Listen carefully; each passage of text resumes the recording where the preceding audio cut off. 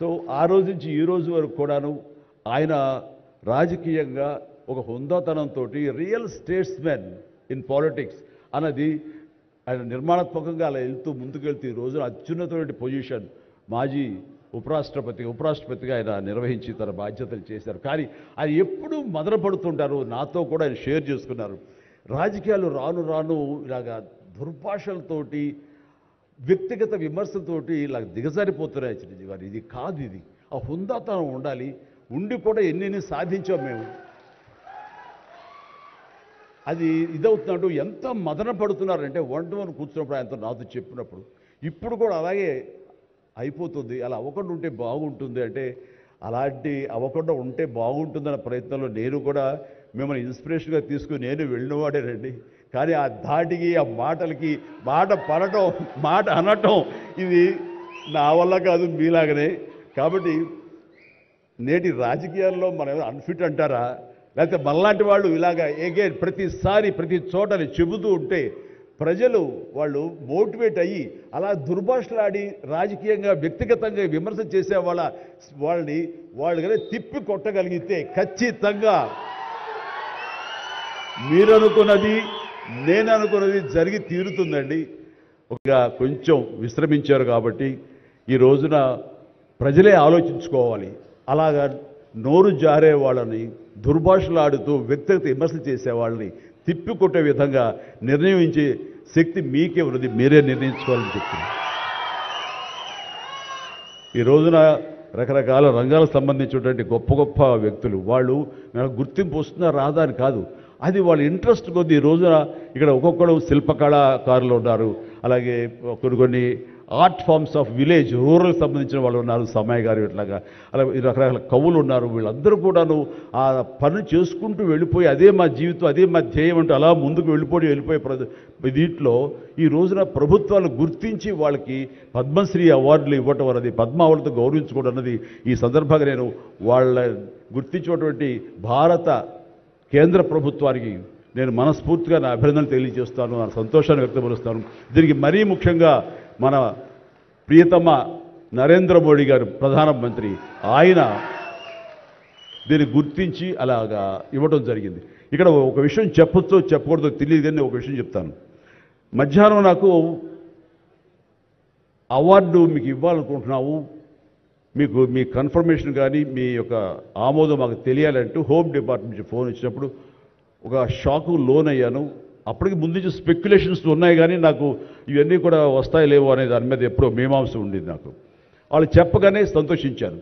So evening ఎన్నింటికి వస్తుందని వాళ్ళు 6-7 o'clock వస్తుంటే అప్పటి నుంచి అలా టీవీలు ముందు కూర్చున్నాను. సో కొంతసేపు చూసేసరికి రాలేదు ఆ వచ్చినాయి అని గబగబా నేను సర్దుకొని కూర్చుంటే ముందు పద్మశ్రీ అవార్డులు ఒక 34-36 వచ్చినాయి. ఆ తర్వాత నెక్స్ట్ మందే కదా అనుకుంటూ అందరూ సర్దుగా రెండు పిల్లలు గొడవ చేయకుండా కూర్చోండి రే ఇష్యూగా నా పేరు వస్తుంది అంటూ కూర్చాను. అరగంట అయింది రాలేదు, గంట అయింది రాలేదు, గంటన్నర అయింది. ఓరి బాబోయ్ ఏంటిది, ఏదైనా తిరిగి ఏమైనా మారుస్తారా, మనకి వచ్చే అవకాశం లేదని చిన్న మీమాంసలో ఉన్నారు. ఆ తర్వాత వచ్చిందనుకోండి, ఆ తర్వాత ఇదే డౌట్ నేను మన వెంకయ్యనాయుడు గారి ఇంటికి వెళ్ళి నేను ఆయన గౌరవంగా ఆయన సన్మానించుకున్నప్పుడు ఆయన ముందు చెబితే ఇదంతా కూడా నరేంద్ర మోడీ గారు ఒక ఆలోచన అండి. పద్మశ్రీ అవార్డులు చాలా బడుగు బలహీన వర్గాలకు సంబంధించినటువంటి చిన్న స్థాయి కళాకారులకు వచ్చింది. ఒకేసారి వెంకయ్యనాయుడు గారి పేరు, చిరంజీవి పేరు, పద్మ సుబ్రహ్మణ్యం పేరు, వైజయంతిమాల బాలి పేరు వస్తే కనుక అది సుస్పష్ట, అది ప్రముఖంగా వేసేస్తారు. అలా వేసినప్పుడు వీళ్ళ గురించి ఎవరు చెప్పుకుంటారు? కాబట్టి వీళ్ళ గురించి చెప్పుకోవాలి అంటే గంటన్నర టైం మధ్యలో గ్యాప్ ఇవ్వండి. గంటన్నర వరకు వాళ్ళ గురించి చర్చ జరుగుతుంది. వాళ్ళు ఎవరు అంటారు, ఇక్కడ సమ్మయ్య ఎవరు, ఆచార్య గారు ఎవరు, ఇలా పేర్లని చెప్పుకుంటూ వాళ్ళ గురించి ఆలోచిస్తారు, చర్చించుకుంటారు. వాళ్ళకి గుర్తింపు వస్తుంది. అది రిజిస్టర్ అయిన తర్వాత దెన్ చిరంజీవి వెంకయ్యనాయుడు గారు నాకు ఇష్టం అన్నారు. అది నిజంగా గొప్ప ఆలోచన, గొప్ప ఇది. వారి గురించి తెలుసుకున్న తర్వాత నాకు నరేంద్ర మోడీ గారి మీద గౌరవం మరింత పెరిగింది ఆయన ఆలోచించి. సో ఇలాంటి సన్మానం జరగటం అన్నది నాకు నిజంగా అత్యంత గౌరవంగా భావిస్తాను. నా జన్మ సార్థకమైందని భావిస్తున్నాను. ఎన్నో కార్యక్రమాలు చేశాను. ఇది సినిమాల్లో రాణించినా కూడా సినిమాల్లో ఎంతో ప్రప్రథమ స్థానంలో ఎన్నో సంవత్సరాలు దశాబ్దాలుగా ఉండటమే కాకుండా ఆర్టిస్ట్కి సామాజిక బాధ్యత, సామాజికటువంటి సేవ చెయ్యాలి. అది నేను అనుకోను కాదు, ఏమీ కాదు, నాకు అనిపించి నా అభిమానులు అందరూ కలిపి వాళ్ళు ఎంతసేపటికి సినిమా థియేటర్లకో వాల్ పోస్టర్లకో పాలాభిషేకాలకో వీటి కొట్టుకోవడాలు వీటికి ఉండేటటువంటి కల్చర్ని మనం మార్చాలి అనే ఉద్దేశంతో వీళ్ళందరూ శక్తివంతులు. ఇలాంటి శక్తిని అన్గైడెడ్ మిస్సైల్లా ఉండకుండా దీని అన్నింటి ఛానలైజ్ చేస్తే కనుక వీళ్ళ చేత సత్కార్యాలు మనం చేయించుకోవచ్చు అనే భావం నాకు లేట్ 90s వచ్చింది. అందులో భాగంగా ఆ రోజున బ్లడ్ దొరకక ఎంతోమంది మరణిస్తున్నారని తెలిసిన తర్వాత ఇంతమంది ప్రజానీకం ఉండి కేవలం బ్లడ్ అనేది హాస్పిటల్లోనో లేకపోతే ఫార్మస్యూటికల్స్లోనో దేడు దొరకదు మనకి. అది మనిషి ఇంకో మనిషికి ఇస్తేనే దొరుకుతుంది. అలాంటిది మనుషుల్లో ఇన్స్పైర్ చేయక వాళ్ళు స్పందింపచేసే విధంగా ఎవరు ముందుకు రాక జరుగుతుంది. కాబట్టి నేను ఎందుకు చేయకూడదు? నా అభిమానులు అనేవాళ్ళు ఎస్ ప్రాణం ఇస్తామంటారు. ప్రాణం వద్దు, రక్తం ఇవ్వండి,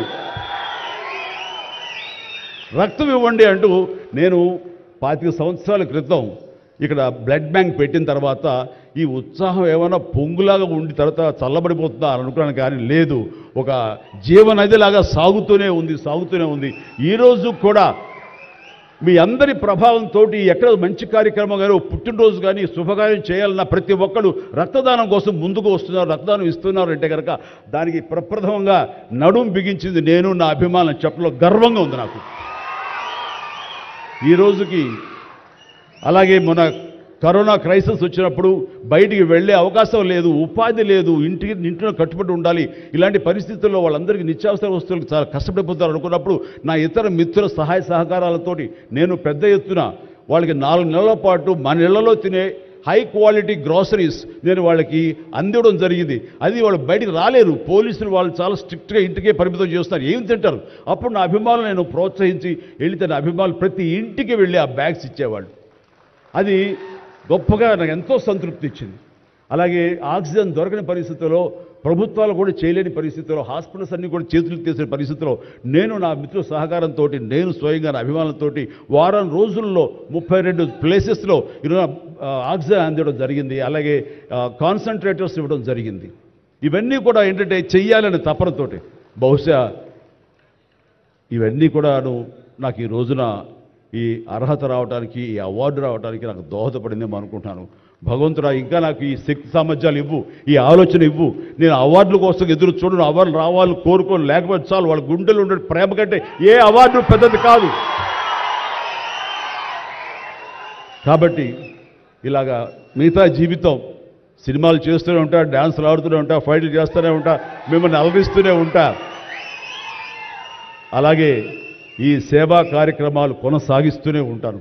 ఇది మీకు చెబుతూ ఈ అవకాశం ఇచ్చినటువంటి తెలంగాణ రాష్ట్ర ప్రభుత్వానికి మరీ ముఖ్యంగా మా ముఖ్యమంత్రి గారికి, మా ఉప ముఖ్యమంత్రి భట్టి గారికి, అలాగే మా సినిమాటోగ్రఫీ మినిస్టర్ గారికి, మిగతా ఇతర మినిస్టర్స్ అందరికీ నా హృదయపూర్వక ధన్యవాదాలు తెలియజేస్తూ థ్యాంక్ యూ సో మచ్. జై హింద్.